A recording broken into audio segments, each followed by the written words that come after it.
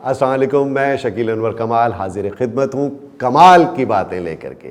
آج ہمارے ساتھ ایک کمال کی شخصیت موجود ہیں جو کہ طالب علم ہیں، نوجوان ہیں، بہت ہونہار ہیں۔ ان سے جانیں گے کہ کیا سفر ہے زندگی کا، کیا سوچتی ہیں آج زندگی کے بارے میں، تعلیم کے بارے میں اور دنیا کے بارے میں۔ یہ ایک مکالمہ ہے دو جنریشنز کے درمیان۔ جنریشن ملینیل میرے سامنے بیٹھی ہیں اور میں ان سے پہلے کی جنریشن، تو ہم مکالمہ کریں گے، باتیں کریں گے نوشابہ ماجد علی سے۔ جزاک اللہ، سب سے پہلے بہت شکریہ کہ آپ نے مجھے دعوت دی۔ بہت شکریہ نوشابہ، آپ تشریف لائیں، اپنے بارے میں کچھ بتائیے، کون ہیں آپ، کیا کرتی ہیں آپ؟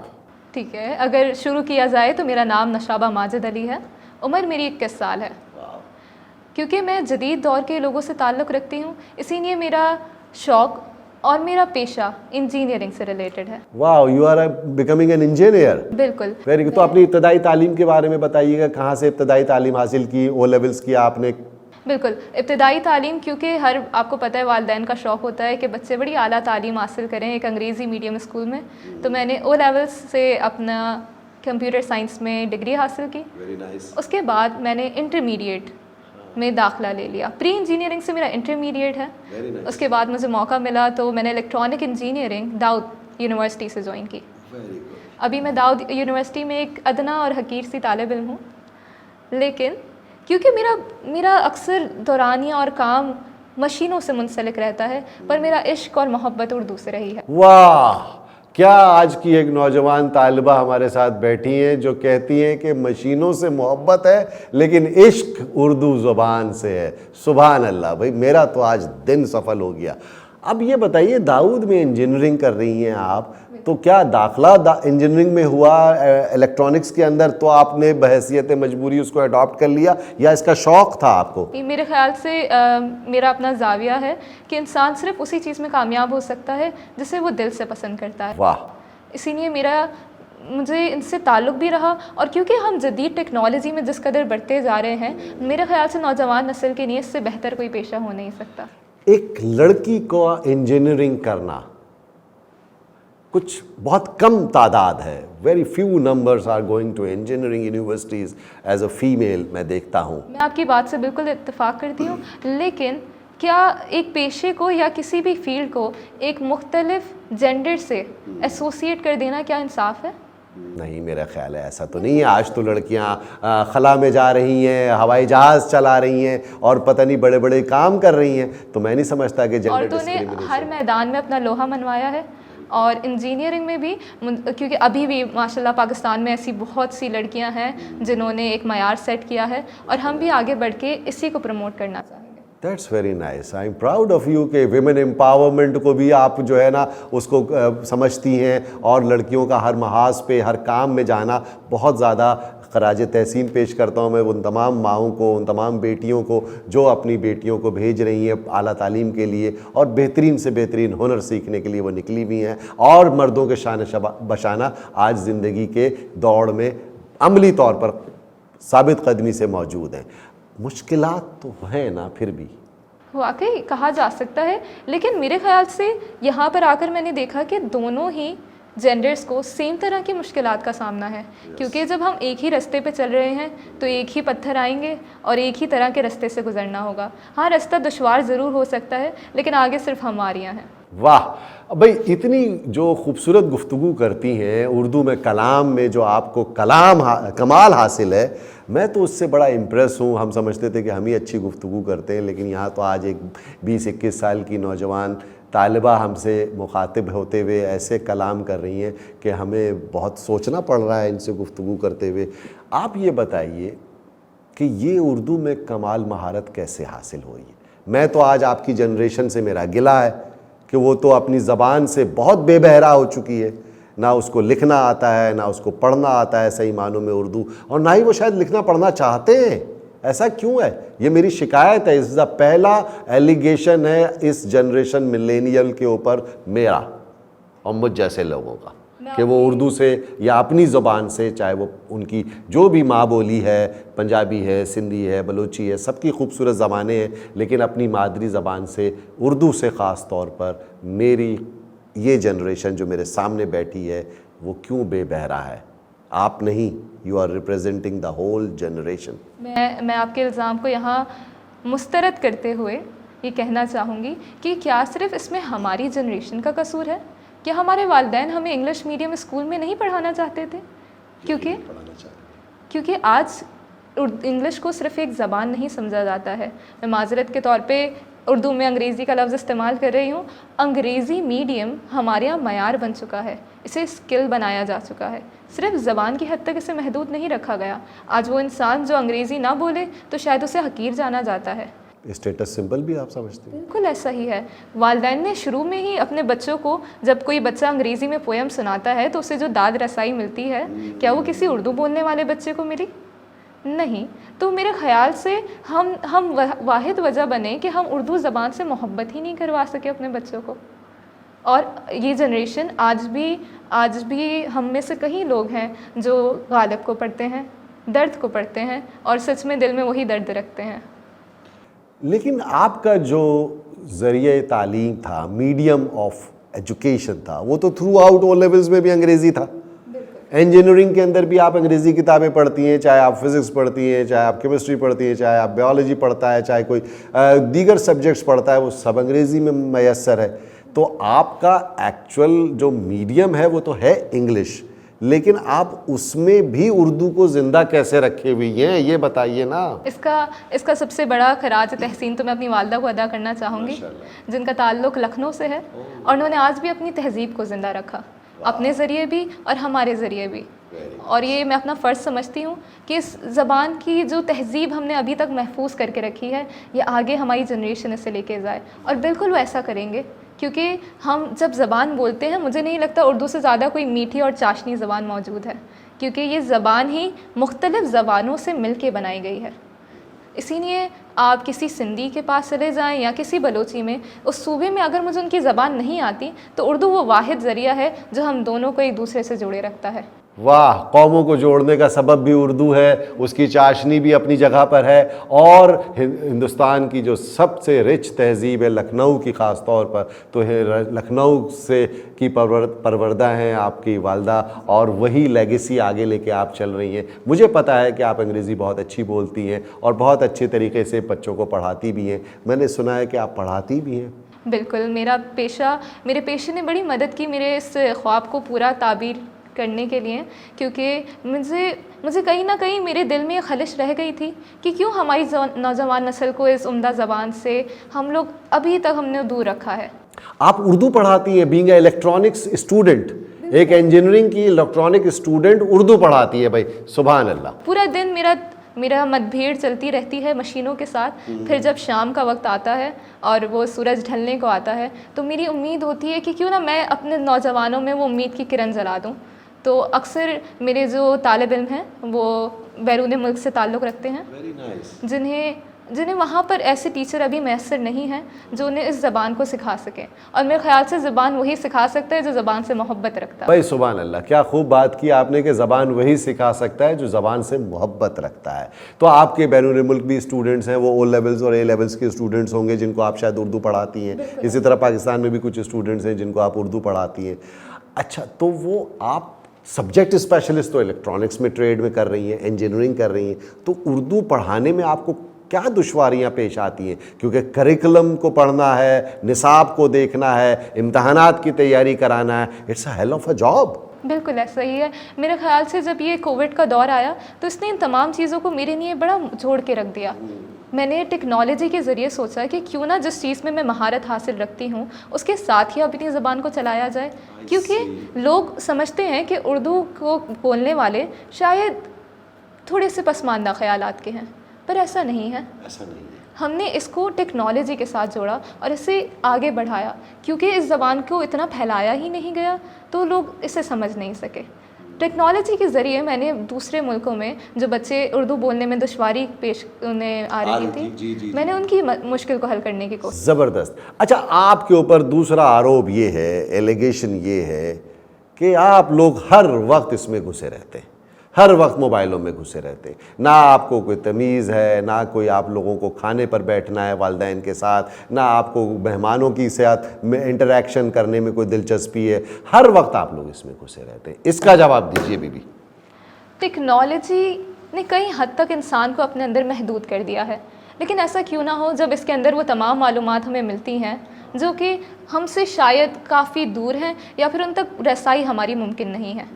لیکن ہم نے اس کو, واقعی آپ صحیح کہتے ہیں کہ ہم اس کے غلام بن کے رہ گئے. لیکن اس کے ساتھ ساتھ ہی ہمارے والدین سے, اور میں نے اپنی اس جنریشن سے جیسے کہ آپ لوگ ہیں, میں نے یہ سیکھا کہ ٹیکنالوجی کا غلام نہیں بننا چاہیے. You are absolutely right. کیونکہ مجھے یاد پڑتا ہے کہ میرے ماں باپ بھی مجھے ہر وقت کہتے رہتے تھے, کیونکہ اس وقت ٹیلی ویژن آیا تھا اور بلیک اینڈ وائٹ سے کلر ٹی وی میں نے دیکھا ہے اپنی بچپن میں.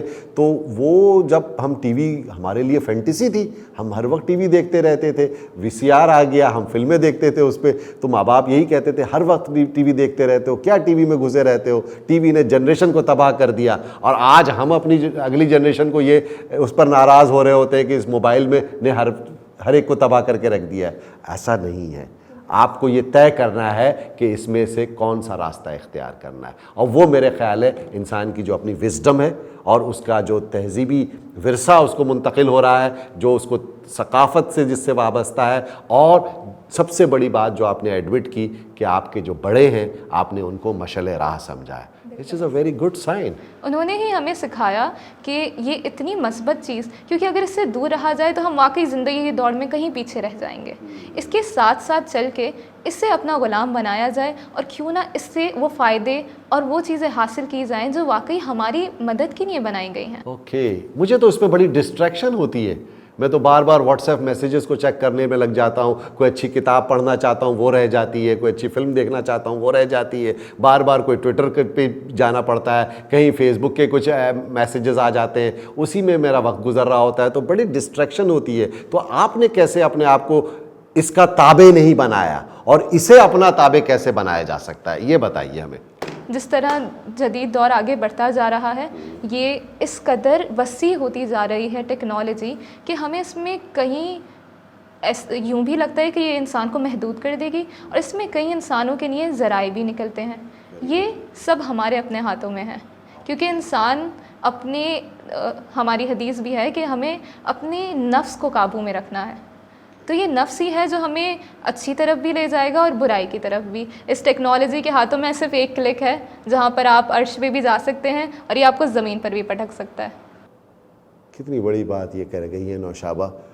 میں یہ بتاؤں آپ کو نوشابہ کہ ٹیکنالوجی کی اہمیت سے ہمیں انکار نہیں ہے, اور میں یہ جانتا ہوں کہ ہر آئندہ عہد کے جو لوگ ہیں وہ پچھلی نسل سے زیادہ اسمارٹ, زیادہ نالجبل اور زیادہ ٹیکنالوجی اورینٹیڈ ہے. تو یقیناً وہ اپنے لیے راستہ بہت اچھا متعین کرتے ہیں, وہ اچھا راستہ اختیار کرتے ہیں. بس ہمیں یہ سمجھانا ہے کہ کیا صحیح ہے اور کیا غلط ہے. باقی یہ تو آپ تو بہتا دھارا ہیں اور اپنا راستہ خود بنا لیں گی. بہترین بات کی آپ نے. اردو سے محبت, عشق ہے آپ کو. اردو سے عشق کی کیا وجہ ہے؟ صرف لکھنؤ کی والدہ؟ نہیں, میں نے جب میں نے اسے استعمال کرنا شروع کیا, اس کے بارے میں پڑھنا شروع کیا, کیونکہ یہ ہماری تہذیب سے تعلق رکھتی ہے, لیکن کیونکہ میرا اپنا بھی زاویہ ہے کہ ایک زبان کو سمجھنے کے لیے اس کی وسعت میں جایا جاتا ہے. اردو کی جو تاریخ اگر ہم اٹھا کے پڑھیں تو وہ اس قدر وسیع اور اس قدر خوبصورت ہے کہ مجھے ایسی کوئی زبان نہیں ملی. اس نے تمام زبانوں کو جوڑ کے رکھا, اور ہمارے قائد جنہوں نے یہ وطن بنایا ان کا اپنا ذاتی خیال یہ تھا کہ اردو واحد زبان ہے جسے اس ملک کی قومی زبان کا درجہ دیا جائے. بہترین بات کی آپ نے, اور اردو یقیناً دوسری زبانوں کو جوڑ کے رکھتی ہے. میں یہ بار بار سوال پوچھنا چاہتا ہوں کہ آپ جس طرح سے زبان سے جڑی ہوئی ہیں اس کے لیے آپ محرک ہیں اور مؤثر ثابت ہو رہی ہیں. کلام بھی آپ کا بہت شستہ اور بہت ہی خوبصورت ہے. اردو میں لکھتی ہیں, آپ پڑھتی ہیں, اردو پڑھاتی ہیں. تو آج جو ہے ہمیں اردو معدوم ہوتی ہوئی نظر آتی ہے, ہندوستان میں بھی, پاکستان میں بھی, اس پورے سب کانٹیننٹ کے اندر, کیونکہ آپ کو majority of the books is in English.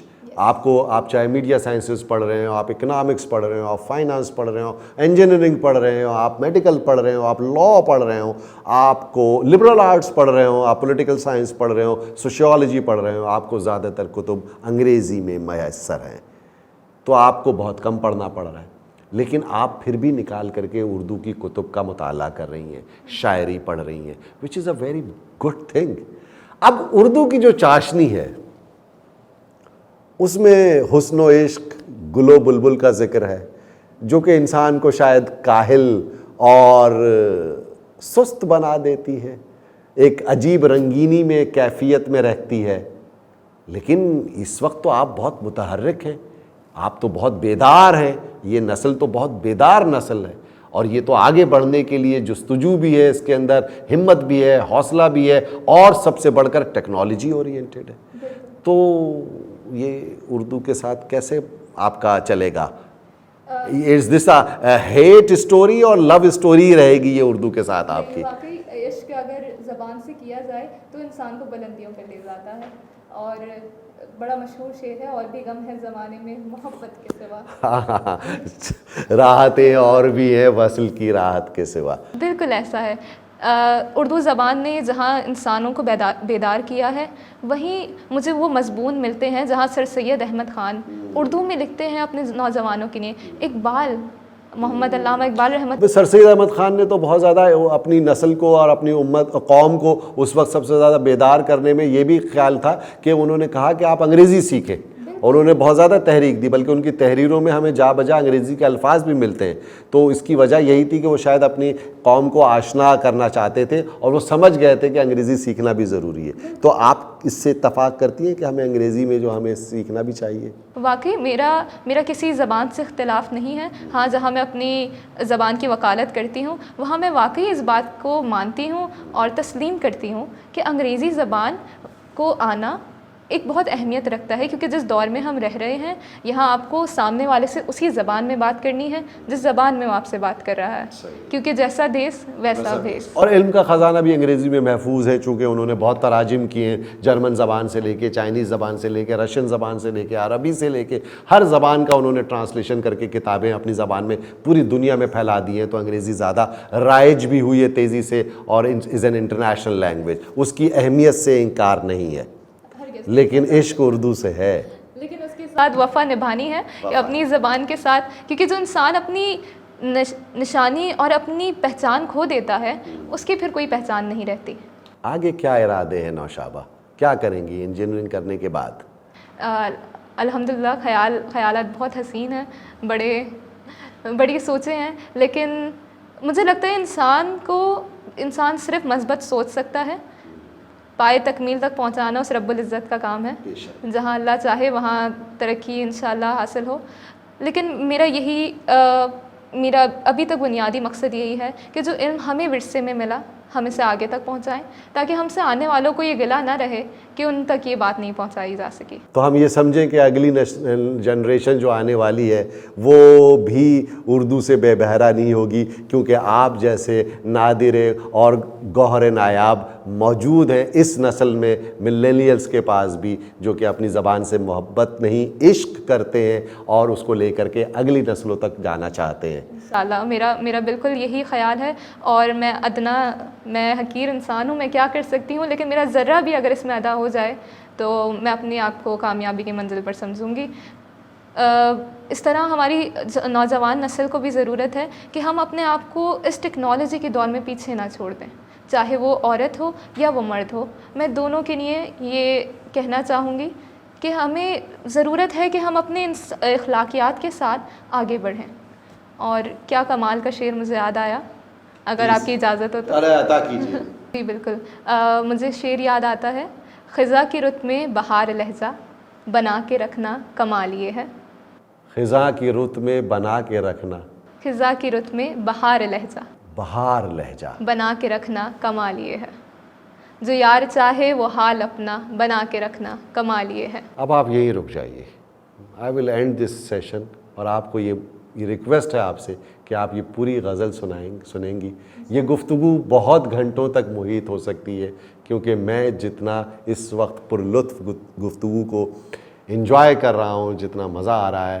میں یہ گھنٹوں باتیں کرنا چاہتا ہوں ان سے, لیکن اس ویڈیو کو ہم شارٹ کریں گے. اور نوشابہ سے کی گفتگو کے بعد میرے پاس کوئی لفظ نہیں ہے کہ میں اس گفتگو کو کنکلوڈ کر سکوں گا. میرے خیال سے اس کا خلاصہ یہ غزل ہے جو آپ نوشابہ کی زبان سے سنیں گے. عطا کیجیے. خزاں کی رت میں گلاب لہجہ بنا کے رکھنا کمال یہ ہے. ہوا کی زد پہ دیا جلانا جلائے رکھنا کمال یہ ہے. ذرا سی لرزش پہ توڑ دیتے ہیں سب ناطے یہ نبھانے والے. سو ایسے ویسوں سے بھی نبھا کے رکھنا کمال یہ ہے. واہ. کسی کو دینا یہ مشورہ کہ وہ غم جدائی کا بھول جائے, اور ایسے لمحے میں اپنے آنسو چھپا کے رکھنا کمال یہ ہے. بھائی واہ واہ واہ. خیال اپنا, مزاج اپنا, پسند اپنی, کمال اپنا. جو یار چاہے وہ حال اپنا بنا کے رکھنا کمال یہ ہے. کسی کی راہ سے خدا کی خاطر اٹھا کے کانٹے ہٹا کے پتھر, پھر آنکھ اس کے سامنے اپنی جھکا کے رکھنا کمال یہ ہے. وہ جس کو دیکھے تو دکھ کا لشکر بھی لڑکھڑائے شکست کھائے, لبوں پہ وہ مسکراہٹ سجا کے رکھنا کمال یہ ہے. ہزار طاقت ہوں 100 دلیلیں ہوں پھر بھی لہجے میں عاجزی سے ادب کی لذت دعا کی خوشبو بسا کے رکھنا کمال یہ ہے. بھائی سبحان اللہ, آج آپ نے کمال کی باتوں میں 4 چاند لگا دیے. اور اس غزل کے ساتھ ہم اس گفتگو کا اختتام کریں گے. آپ کا بہت بہت شکریہ نوشابہ. God bless you.